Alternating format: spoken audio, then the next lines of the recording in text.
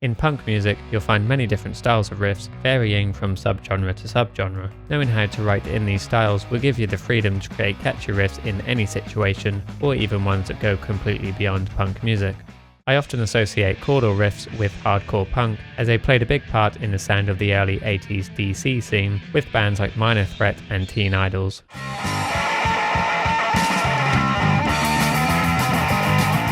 But you'll also find this in many other styles, like horror punk and ska punk.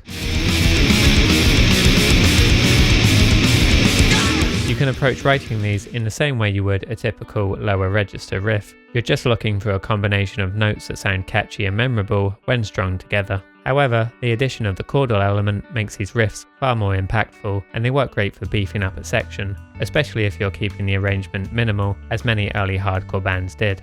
So you're tired of hearing us moan and complain, and just cause you don't feel it, don't mean there's no pain. To keep things simple, I'd advise working out your root notes first, then you can expand from there. I've used A as my starting note, followed by F sharp to G, then back to F sharp.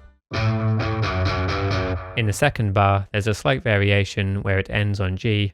The third bar repeats the same pattern as bar 1, and the final bar adds some dissonance by moving a half step up to A sharp. A big part of making these riffs more interesting is straying away from basic quarter or eighth note strumming patterns. Instead, try adding stops or emphasizing the offbeat to create rhythmic variation throughout.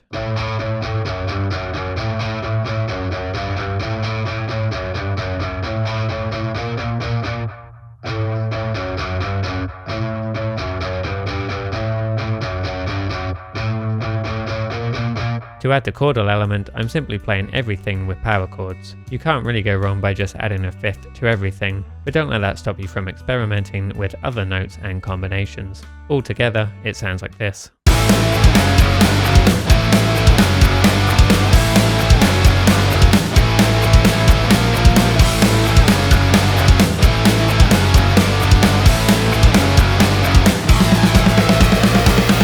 Octaves play a huge role in almost every style of punk. Because of their simple sound, they fit well over nearly any instrumental style you can think of, which is why you'll find them used in everything from emo to skate punk.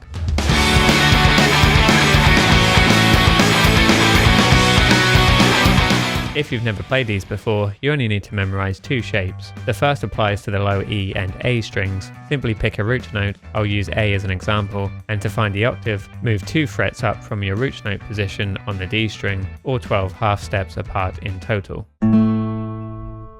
This shape stays exactly the same when moving to the A string. However, if you want to play an octave starting on the D or G string, you just need to move your ring or pinky finger up 1 half step. Constructing a riff out of these is really simple, and you can follow the same method as the previous chordal riff, but you can also get creative, adding a harmony to enhance the sound of your riff.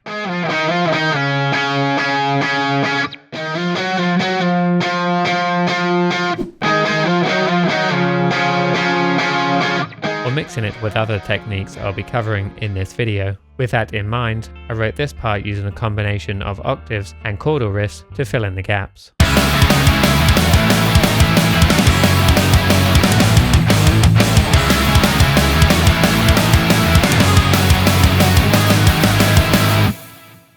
Arpeggios are a great way to add a melodic twist, which can be as simple or as complex as you want. You'll often hear this technique used in combination with vocals during a chorus.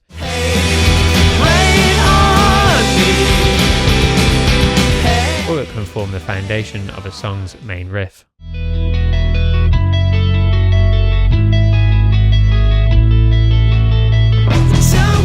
To get started, you can break down more complex chords into smaller parts and use these for your arpeggios. Take an A major bar chord, for instance. You could isolate the higher notes and use them for your arpeggio.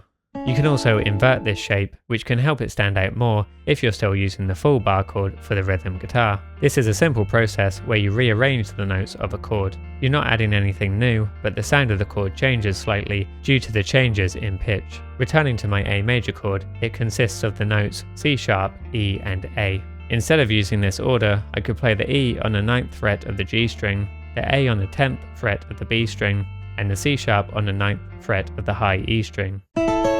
This gives a chord a slightly different sound, which may help tie together other notes in your arpeggio or stand out more from your rhythm guitar, especially if both parts share the same notes.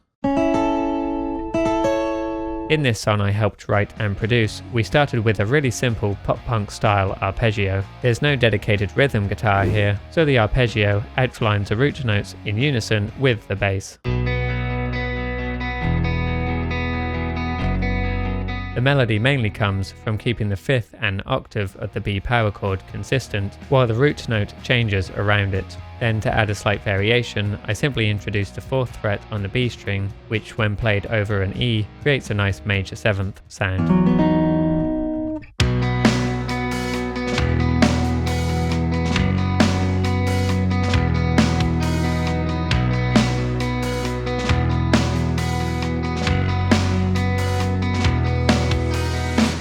Next up are drones, which build on a similar idea to what I just showed you. This technique involves keeping one note consistent throughout a riff, while the other notes change around it. The interplay between the moving notes and the constant drone creates a more complex sound. Dissonance plays a big role here, and I'd recommend leaning into it. It's a great way to make something sound more interesting, especially when played over simple chords.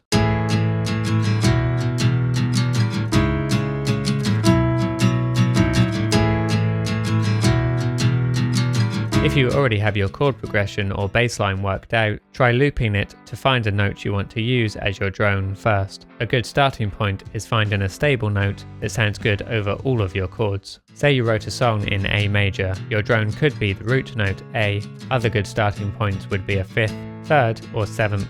Try to take advantage of open strings on your guitar, or use an alternative tuning if none of those sound right to you. In this example, I'm playing over a progression of A, E, C sharp, and B. I chose E as my droning note and used the B string above it to play a simple melody that fits over both the drone and the chord progression.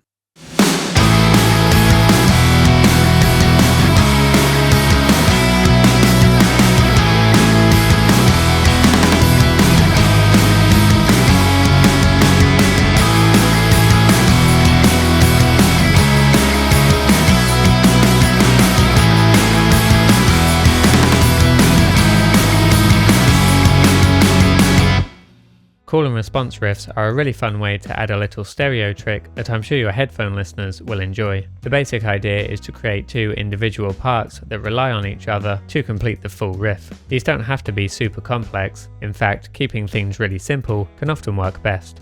One of my favourite examples of this can be heard in this Gang of Four song, where a guitar slide on the right is answered by a staccato chord on the left.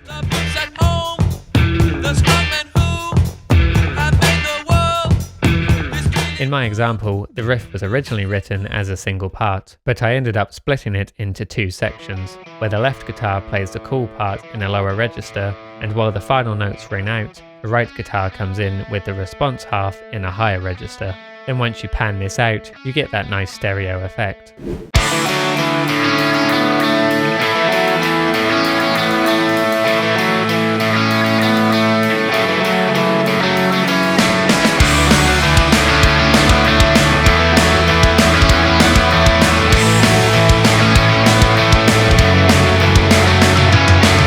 My favourite trick for riffs, which I didn't cover here, is adding different textures to make an otherwise dull sounding riff sound way better. I go over that idea in detail in this video.